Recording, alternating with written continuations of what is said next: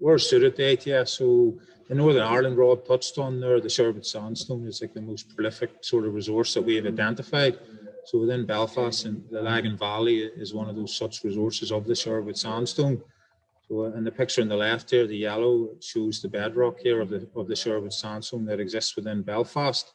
And Queen's actually have 3 test wells drilled on campus that are drilled into this formation and are available for testing.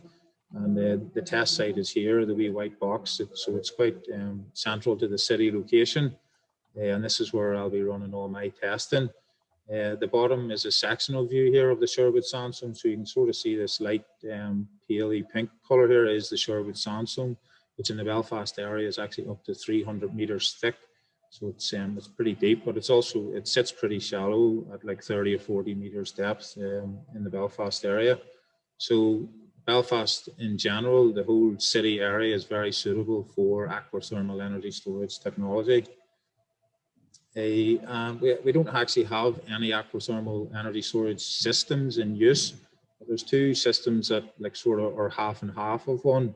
So the 3 blue dots here, 1, 2, and 3, that's the 3 test wells that I have access to. A and B here are 2 wells that were drilled for the School of Biological Sciences. Conor Lydon from White Young Green was actually the hydrologist in this project, and he's chairing the next session. So they're drilled into the sherbet sandstone here. You can see it, this paley color. Cold water is taken out of one of the wells. It's actually used to cool 14 lab rooms at night, and then it's re-injected. So a thermal plume of warm water as part of that heat exchange is injected into the sherbet sandstone.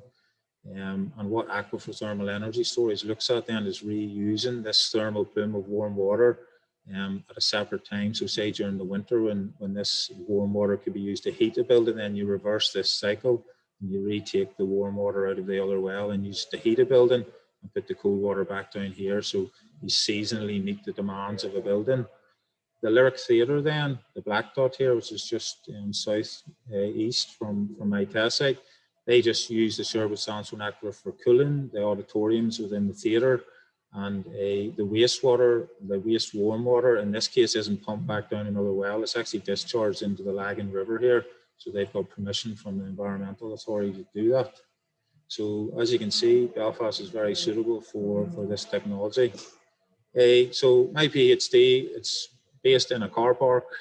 This is the Ashby building and the David Kerr, for anyone familiar with Belfast, and there's a car park here with the 3 wells in it. So the 3 wells are 100 meters deep. Borehole 1 and 3 are just adjacent to each other, and borehole 2 is across the car park.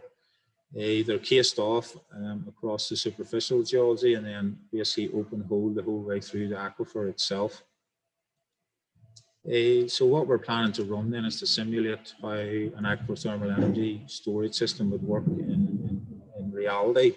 So what we're going to do is take the cold water out of borehole 2, water temperature down at about 100 meters.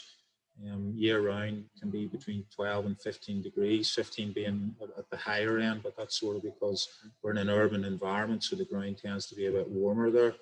So we're going to take the water out of borehole 2, heat it at surface, and then re-inject it into borehole 1 for a period of months to simulate like industrial heat or heat from a building that's requiring cooling. Re-inject it into the aquifer, store it there for a period of time, keep an eye on the volumes and temperatures we pumped, and then reverse the cycle whereby we take it back out again and then measure what's our ability to take, like what percentage like recovery can we get from the aquifer. So that'll be run over probably 6 months or so, those testing early next year. We may vary the temperatures that we re-inject to try and get a profile for how much efficiency you can get for different temperatures of water that you store in the aquifer. We're going to be monitoring this with fiber optics. We've got thanks to the BGS, we've managed to get a distributed temperature sensing fiber system. So that's going to be monitoring the thermal plumes as we re-inject them. So how best to integrate ATS? So this is a screenshot of the thermal heating demand. Up in the top right here, you can see Northern Ireland, but you can see how dense Belfast is in relation to the heating demand. And as Peter Russell touched on there, 50% of our final energy consumption actually is heat. And a lot of that, like John Barry was talking about in relation to fuel poverty issues and things like that, there's a lot of issues that could be addressed by us tackling our heating demand. So Belfast is very dense and has a lot of need for heat. As such, you can see the test site here is right in the middle of it.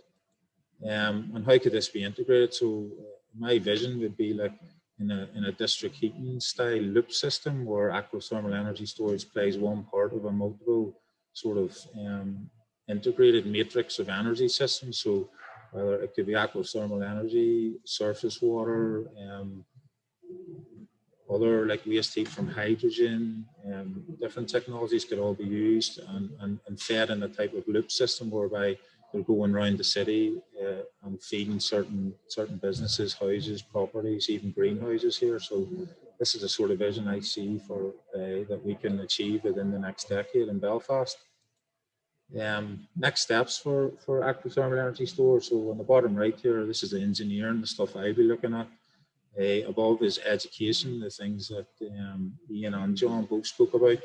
Economics here, which we need to get some money together. So hopefully the Department of Economy can, come up, get their new energy strategy,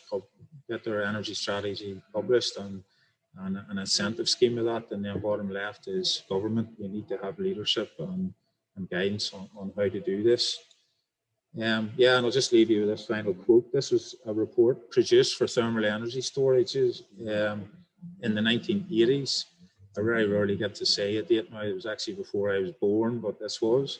So the Sherbet Sandstone Aquifer should be considered of value for ATS project. There's a definite need for further investigations to be carried out within institutional and economic conditions.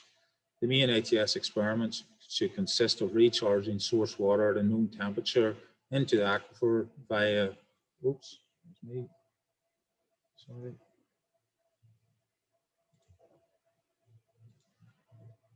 via central borehole for a fixed period and abstracting the water following a period of storage. So that's exactly what I'm going to do in the project.